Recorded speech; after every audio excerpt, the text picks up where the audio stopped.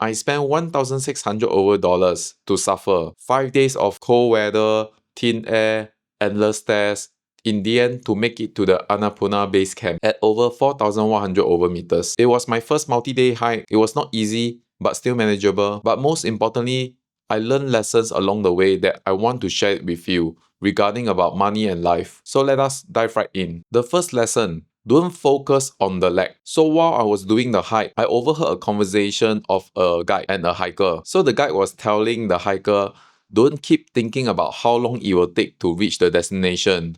Just purely thinking about it will kill your energy because it is going to be 2 hours, 3 hours, 5 hours, 7 hours more, 3 days more, 4 days more.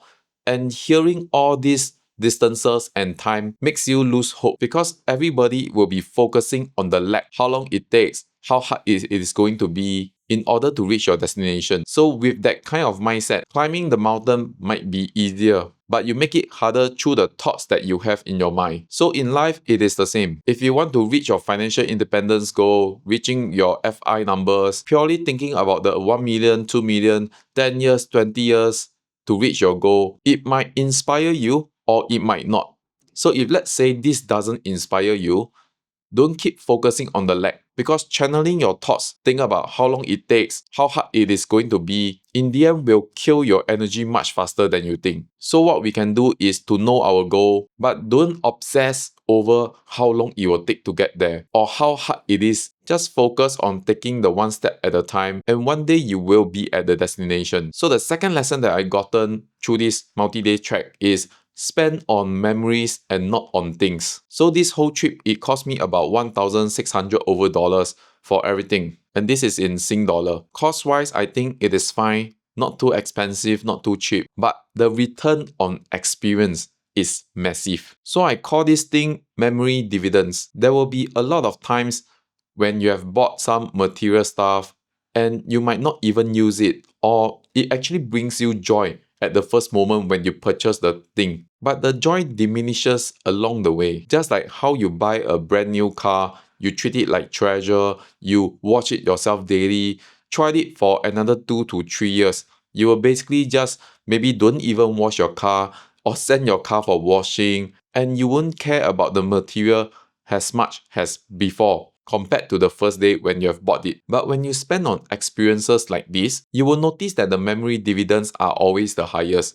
So what I meant by memory dividends, I end up with so many stories that I can tell and share with my friends. And whenever I share about all these experience, it brings a smile back to my face. The laughter, the jokes, the experience of the trek, the food, the guide, the friends that I've made along the way, or even special situation or that a rat actually gotten into my guest house during the night and I have to jump out of my bed to try to see if there's anything being destroyed by the rat. All these experiences can be shared multiple times, and it is always a story to tell that you can actually say it with a smile on your face. So the lesson over here is earn your money, save your money, but don't focus so much on material stuff. Spend it on experiences and try to find memory dividends because memories like this pay you dividend forever. And these memories will give you the highest return on investment on your money that you have spent. So the third lesson, take small steps instead of taking huge steps. If you are a seasoned hiker,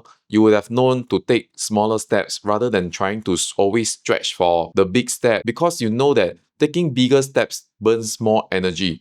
And when you're hiking 7 to 8 hours every single day, you have to think of many ways to conserve your energy and reduce fatigue so that you can make it through the whole trek. So in finance or in life, it is the same.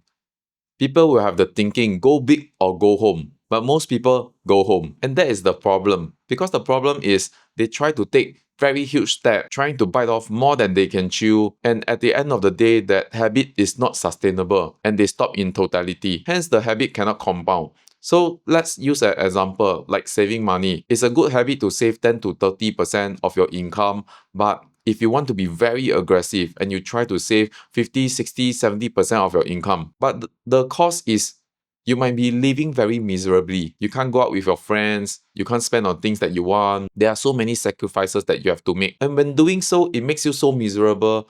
Do you think that you can continue this habit for the next 3 years, 5 years, 10 years, or 15 years? Or you might actually give up after just maybe a few months. So you don't really have to always swing for the fences. Start small, save your first $1,000, save your first $2,000, save your first $10,000, then your 100K and onwards. Focus on being consistent rather than thinking how are you going to take the big steps towards your goal. It is always the small step that will allow you to be able to stay consistent and compound. So in hiking and investing, it is the same. Small and steady steps compound the furthest. So what's the fourth lesson that I've picked up along the way? Don't just stare at the steps and forgot about the view. It is very common when you first start hiking, you always just want to look at the floor because you do not want to have any missteps, you do not want to trip, and the terrain is not smooth and steady. I'm not saying not to be careful. It is still important to be careful on your steps because you do not want to get injured. But spending the whole trek focusing on the steps and not enjoying the journey, it defeats the purpose because why are you hiking in the first place? So there are times that I just focus on my steps, focus on my feet, not enjoying the view. And sometimes I look up and then I realize I have missed so much beautiful views and I should be looking more at it. So that is also how people live financially. Heads down, always saving for something, saving for rainy days, forgetting about life, missing out on today. So I think saving and investing is important. But you are only going to be in your 20s once, 30s once, 40s once. Time won't come back to you. So don't delay all of your joy for retirement. Set aside some money to enjoy this journey along the way while you are working towards your goal. You can always climb and enjoy the view at the same time. It is actually all about balance. Fifth lesson, don't compare your journey with someone else. So I noticed this thing. On the mountain, there will be people who are faster than you. There will be people who are slower than you. And it is perfectly normal. We are all on the same route yet with different pace. Isn't it the same in life? Sometimes we compare, someone might be faster than you because they might be fitter, or they might be actually having less baggage than you. Or someone might be slower than you because they might be injured, or they might be carrying a heavier load than you. There are so many reasons for each and every one of us in terms of the pacing. But why do we even care? So think about it.